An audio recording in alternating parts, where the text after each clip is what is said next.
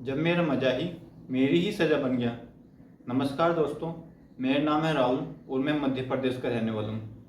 मैं गरीब इतना कि मैं आपको बता नहीं सकता। एक दोस्त ने मुझे जिगोरो एजेंसी से इंट्रोड्यूस कराया था।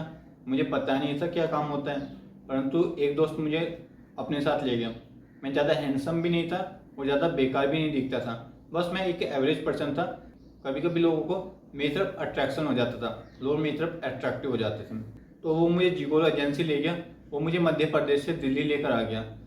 दोस्तों, उसने मुझे कहा मध्य प्रदेश में कि मैं तुम्हारी नौकरी लगवा दूंगा, तुम मेरे साथ दिल्ली चलो। तो मैंने अपने पेरेंट्स से कहा और मैं ये कह करके दिल्ली आ गया। उसने मुझे फिर इंट्रोड्यूस कराया एक जिगोरो एजेंसी से। उसने मुझे बाहर सोफे पर बैठाया और वो खुद अंदर चला गया। वो वहाँ पर बैठे हुए जिगोरो के एजेंसी के मालिक ने मुझे अंदर से ही देखा शीशे से कि हाँ ठीक ठाक है, चल जाएगा, इतना बुरा भी नहीं लगता देखने के लिए। मुझे एक कॉन्ट्रैक्ट साइन करने के लिए कहा गया, परंतु मुझे ये नहीं बताया गया मेरा काम क्या है, मुझे करना क्या है। और मुझे कहा 50-50% करेंगे, इतना भी तुम कमा कर लाओगे, 50% मेरा और 50% आपका होगा। दोस्तों, मैं इतना पढ़ा लिखा भी नहीं था कि हाँ मैं पढ़ लिख सकूँ। वो सारा कॉन्ट्रैक्ट इंग्लिश में था, बट मेरे दोस्त ने कहा इस पर साइन कर दो, तो मैंने उस पर विश्वास किया और मैंने उस पर साइन कर दिया। तो पहली बार जब उसने मुझे भेजा तो उसने मुझे कहा कि नए कपड़े पहन कर आना और अच्छे से ग्रूम होकर आना। मैं समझ नहीं पा रहा था कि क्या हो रहा है, क्या चल रहा है। दोस्तों, जब मैं पहली बार किसी क्लाइंट के पास गया मिलने के लिए, तो उसने मुझसे कहा कि अपने कपड़े उतारो। तो वहाँ तो मैं हैरत दंगेज हो गया, मैं सरप्राइज हो गया वो बोल क्या रही है। तो उसके बाद हम दोनों हम बिस्तर हुए। तो मुझे अच्छा लगा क्योंकि वो मेरा फर्स्ट टाइम था और मुझे लगा कि इस काम के पैसे भी मिल रहे हैं और मज़ा भी आ रहा है, तो इसको करने में बुराई ही क्या है। और मैं अपने घर वालों की भी हेल्प कर सकता हूँ फाइनेंशियली, क्योंकि अभी मेरी फाइनेंशियली कंडीशन बहुत ज़्यादा वीक है। उस टाइम पर मुझे उस रात के 2,000 रुपये मिले, जिसमें से 1,000 रुपये मैंने अपने जेब में रखे और 1,000 रुपये मैंने अपनी जिगोरो एजेंसी में दी। दोस्तों, ऐसे ऐसे दिन बीतते रहे। कभी 2,000, कभी 5,000, कभी 10,000 रुपये मिलते रहे। परंतु कभी कभी क्लाइंट्स की संख्या भी एक साथ बढ़ जाती, कभी 2-3, कभी 1, कभी 2, कभी 3। कभी कभी वीकली काम नहीं आता था, कभी कभी पर डे मुझे 2 क्लाइंट से भी मिलना पड़ता था। बट मैं आपको एक एक्सपीरियंस बताता हूँ कि जो मेरा सबसे ज़्यादा गंदा रहा। कि कुछ 3-4 एक्सपीरियंस बताता हूँ जो सबसे ज़्यादा गंदे रहे। पहला एक्सपीरियंस था जब मुझे भेजा गया तो मुझे थोड़ा अजीब लगा, पर हाँ अच्छा लगा क्योंकि मज़ा आ रहा था। क्योंकि इस काम में किसी मेल को क्यों मज़ा नहीं आता। हर एक मेल चाहता है कि इसके साथ बिस्तर पर हर दिन कोई नई स्त्री हो, नई और लड़की हो साथ में। मेरे क्लाइंट्स की उम्र डिपेंड नहीं करती थी क्या होती थी, क्योंकि कभी कभी 60 साल की ओल्ड लेडी भी मुझे हायर करती थी, तो कभी कभी 18 ईयर्स 19 ईयर्स की लड़की भी मुझे हायर कर लेती थी, जो अमीर घर से होती थी, जो अच्छे खासे पैसे पे करती थी। जो ओल्ड लेडी होती थी जैसे 60 ईयर की, तो वो पैसे ज़्यादा पे करती थी, क्योंकि उनको तो पता है क्योंकि उस टाइम पर उनको कोई इतना यंग लड़का मिल रहा है। उस टाइम पर मेरी उम्र कोई 22-23 साल होगी, ज़्यादा नहीं होगी। जब मुझे एक लेडी के पास भेजा गया उसकी उम्र 60 साल थी। तो मुझे अजीब लगा क्योंकि उससे छोटी तो मेरी माँ है घर में, और मैं 60 साल की औरत से के साथ हम बिस्तर में जा रहा हूँ, संबंध बनाए जा रहा हूँ। तो मुझे अजीब लगा। जब मैंने उससे उसकी उम्र पूछी तो उसने 60 साल बताया। तो बहुत अजीब सा लगा, अपने आप में घुटन सी महसूस होने लगी कि मैं पता नहीं कर क्या रहा हूँ यार। हर दिन हर लड़की, हर दिन कोई औरत नहीं, उस ओल्ड लेडी के साथ भी मैं ये सब, मुझे घुटन सी होने लगी यार। क्योंकि इंसान काम को तभी करता है जब उसके साथ बराबर का रेस्पॉन्स मिले। मतलब मेरे कहने का मतलब है जब यंग लड़कियां हो इस काम को भी तभी करने में मजा आता है। ओल्ड लेडी के साथ तो सच में, पर उस ओल्ड लेडी ने मुझे 25,000 रुपये दिए, जिसमें से 12,500 मैंने अपनी जेब में रखे, 12,500 मैंने एजेंसी को दिए। तो मैंने एजेंसी से कहा कि मैं इस तरह की ओल्ड लेडी के पास तो नहीं जाऊँगा क्योंकि अजीब लगता है। तो उसने कहा कि ये इस तरह के सब तरह के क्लाइंट्स होते हैं जो हमें मेंटेन करके रखने पड़ते हैं, हमें केवल पैसे से मतलब होता है, हमें उम्र से कोई लेना देना नहीं होता कि उसकी उम्र है क्या। मैंने कहा ठीक है, अगर आप इतना फोर्स कर रहे हो तो मैं चला जाता हूँ, कोई नहीं।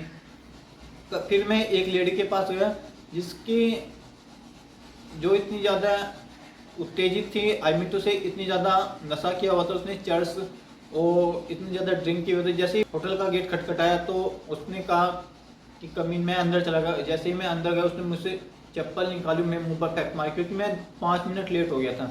तो मुझे बहुत गुस्सा आया कि मेरा मन कर रहा था इसको मैं झपाट अभी खींच कर दूं, इतने तेज थे। क्योंकि एक अगर फीमेल इस तरह से किसी मेल को डोमिनेट करते तो ऑफकोर्स गुस्सा आता है, ऐसा नहीं गुस्सा नहीं आता है। और इस तरह से का व्यवहार मैं बिल्कुल भी अपने साथ तो पसंद नहीं करता। तो मैंने उसको सह लिया, क्योंकि एजेंसी ने कहा था कि क्लाइंट्स इतने ज़्यादा पागल होते हैं हमारे कि कभी कभी वो दारू पी लेते हैं और उनको पता नहीं वो कर क्या रहे हैं। तो उसको उस तरह की चीज़ों को तुम्हें सहना पड़ेगा, उस तरह की चीज़ों को तुम्हें, उस तरह के बिहेवियर को तुम्हें रखना होगा, ताकि अगर तुम्हारी कंप्लेन आती है तो तुम्हें जगह एजेंसी से हटा दिया जाएगा, मतलब तुम्हारे कॉन्ट्रैक्ट के तोड़ने को तुमसे फाइन भी लिया जाएगा। फाइन भी काफ़ी मोटा तगड़ा था, 10 लाख रुपये था, जिसे मैं पे नहीं करना चाहता था, क्योंकि मेरा 3 साल का जो कॉन्ट्रैक्ट था दोस्तों, उस टाइम पर काफ़ी ज़्यादा हो गया। और एक बार फिर एक लेडी ने मेरे मुंह पर थूक दिया, क्योंकि वो भी काफ़ी ज़्यादा नशे में थी और उनको पता नहीं होता हम कर क्या रहे हैं।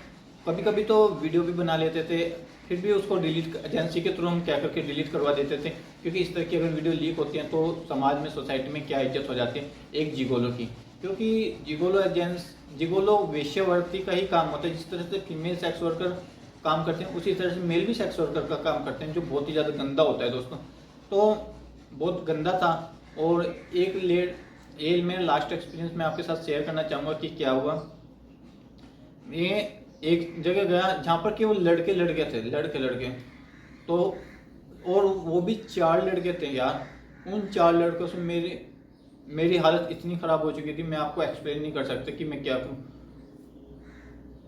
आप जान सकते हैं ना, अगर कोई एक मेल 4 लड़के के साथ संबंध बना रहा है तो how to handle that problem. और उस टाइम पर मुझे जातों के साथ पहले तो उन्होंने ड्रिंक कराई, मैं ड्रिंक कभी नहीं करता था।